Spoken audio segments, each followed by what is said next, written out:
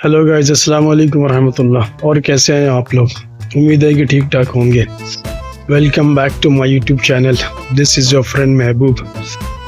आज जो इन्फॉर्मेशन लेकर आया हूँ ना, सो सैड इन्फॉर्मेशन है। एक्चुअली जो मेरा फ्रेंड है ना, शाह आलम भाई, उसकी तबीयत थोड़ी सी ना ख़राब है। कल बात हुई थी तो कल उसके सर पे पेन हो रहा था ज़्यादा। कल फ्राइडे भी थी और हम लोग एक साथ जुमा की सलाह यानी जुमा की नमाज एक साथ हम लोग पढ़े थे मुसल्ला के अंदर में। फिर उसकी थोड़ी सी सर में पेन हो रही थी तो वो घर गया, सो गया, आराम किया। तो आज फिर दोपहर के वक्त बात हुई थी तो बोले हाँ अभी भी थोड़ी तबीयत ठीक है, बट अभी भी थोड़ा सा कहीं ना कहीं थोड़ा पेन है। असल में क्या है ना, एक्चुअली इसका माइग्रेन की थोड़ी सी प्रॉब्लम भी है, तो जिसकी वजह से कहीं ना कहीं थोड़ा दिक्कत हो जाता है। तो आज दोपहर में बात हुई तो मैं अभी आज क्या है ना कि मैं लाइव सेशन में था। लाइव आने में थोड़ा सा लेट कर दिया था। मैं 10:30 में लाइव हुआ था, करीबन 2 घंटे की लाइव थी। तो 12 o'clock फिर जोहर पर सला, फिर खाना कुकिंग भी करनी थी आज। आपको तो मालूम है कि फ़ॉरेन में सबसे बड़ी इशू होती है कुकिंग। इसी कुकिंग के चक्कर में ना हज़ारों घर बनता भी है और हज़ारों घर टूटता है। बनता तो नहीं है गाइस, पर हज़ारों घर टूटता ज़रूर है इस कुकिंग के चक्कर में, क्योंकि भाई खाना बनाना होता है, सब काम खुद करना होता है। और आपको तो मालूम है मैं अकेला ही रहता हूँ। मैं भाई अकेला ही रहता, अकेला रहना पसंद करता हूँ ज़्यादा, क्योंकि मुझे बादशाही करने की ज़्यादा आदत है। तो इसीलिए आज कुकिंग भी हुआ, सब कुछ हुआ, फ्रेश हुआ।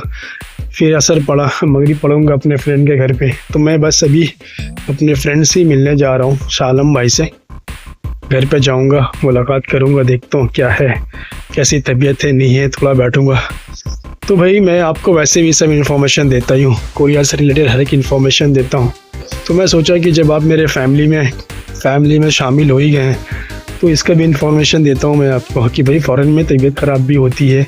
सर दर्द, पेट दर्द, लाइट फीवर, बदन दर्द तो भाई कोरिया में कॉमन है, क्योंकि काम ही ऐसा है कि बदन दर्द आपका होना ही है और सर दर्द भी होनी है।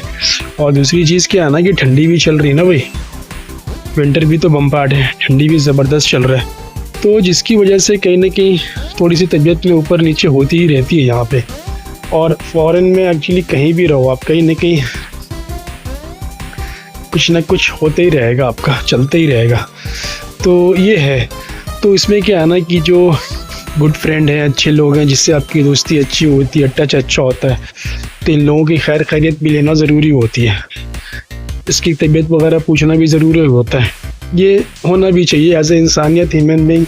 भाई आपको एक दूसरे का खबरगिरी रखना चाहिए, समझ में आनी चाहिए। जैसे वैसे भी आपको पता है कि कोरिया में बहुत लंबी छुट्टी चल रही थी और आज सैटरडे है।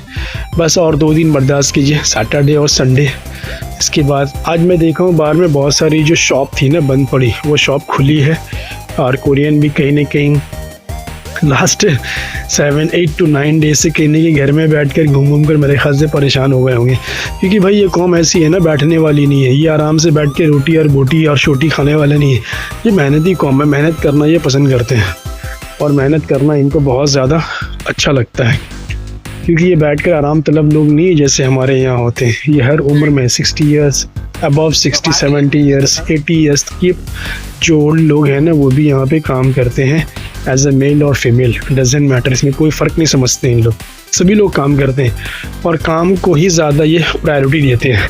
यही सबसे बड़ी रीज़न है ना जो कोरिया बहुत ज़्यादा डेवलप्ड है और आज के टाइम में ये एशियन टाइगर है।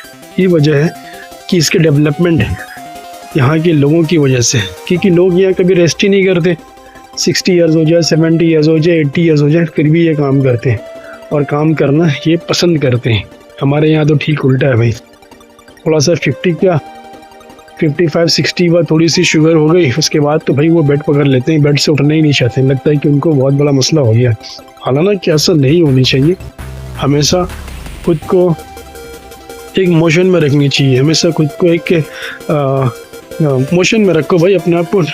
ठीक है, तबीयत खराब हुई है, ट्रीटमेंट कराओ, सेहतमंद हो जाओ, एक्सरसाइज करो, थोड़ा फिट हो जाओ, फिर उसके बाद आप अपने एक डेडिकेशन के साथ काम करना शुरू करो।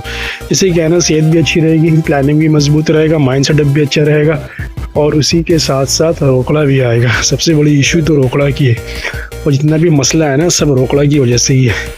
अगर रोकड़ा आपके पास रहेगा और आएगा तो ठीक, आप ठीक रहेंगे, शांत रहेंगे, दिल दिमाग भी आपका अच्छा रहेगा।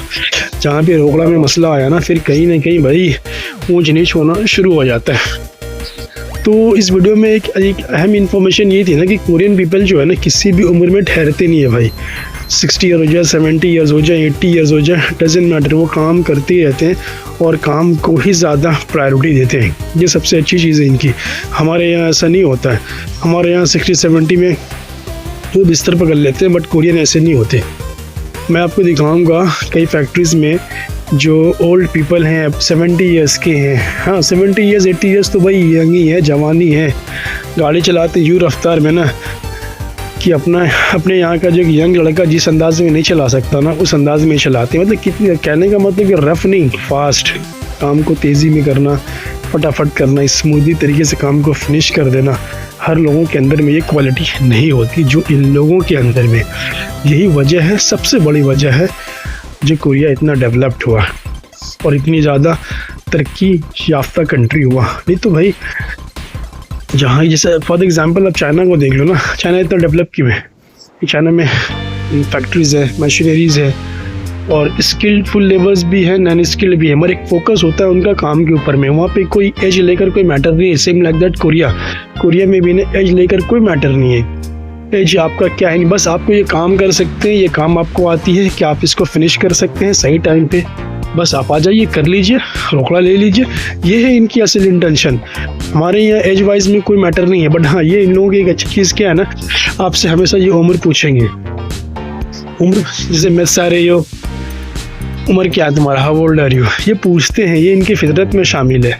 ये एज पूछते हैं कि तुम्हारा एज क्या है, क्योंकि भाई कोरियन में ना आपको एज समझ में ही नहीं आएगा। वो आपको ना बहुत यंग एज दिखेंगे। मतलब 60 और 50 का ऐसा आंकड़ा है ना भाई जो पता ही नहीं लगा। आप खुद देखेंगे वो 40 का बंदा है, पूछो मतलब ईयर एज 60, मतलब 20 ईयर्स की गैप है भाई। क्या सेहत है इन लोगों की। काश हम लोग का भी ऐसा सेहत होता, जबकि भाई इनके फूड में वैसा कुछ है नहीं जो आप सोच रहे हो ना, ये खाते वो खाते। बस ये सिर्फ इतना करते हैं कि स्पाइसी नहीं खाते हैं। स्पाइसी मीन्स हम लोग जो भाई हल्दी मिर्चा, गोरा मिर्चा, उसके बाद आपका लौंग, इलायची, फिर बहुत सारे जितने मसाला सब कूट के डाल दो। इन लोग वैसा नहीं खाते हैं। मसाला वगैरह इतना खाते ही नहीं है। और तेल इतना चपचप, रिफाइंड तेल, ये तेल वो तेल, ये उतना नहीं खाते। बस एक एवरेज खाते हैं, यानी कि बॉयल किया हुआ गोश्त। ऐसा नहीं है कि ये फ्लेश नहीं खाते, बहुत गोश्त खाते हैं भाई। तेजी इनका फेवरेट है, तेजी बोलते हैं पिग को, पिग इनका फेवरेट है। जब तक वो नहीं खाए ना इनको नींद ही नहीं आए। मगर क्या है ना, स्पाइसी नहीं खाते हैं ये। दूसरी चीज़ क्या है ना, आपका ऑयल ज़्यादा नहीं खाते, बस लाइट एकदम। जितना भी खाना होगा ना इनका सब बॉयल होगा। वेज लाइट खाते हैं, गोश्त दबा कर खाते हैं और दारू भी दबा कर पीते हैं। इनका ब्रांड है सूजू ये भरपेट पीते हैं, फिर भी सेहतमंद है। क्यों पता है आपको? क्योंकि ये काम करते हैं।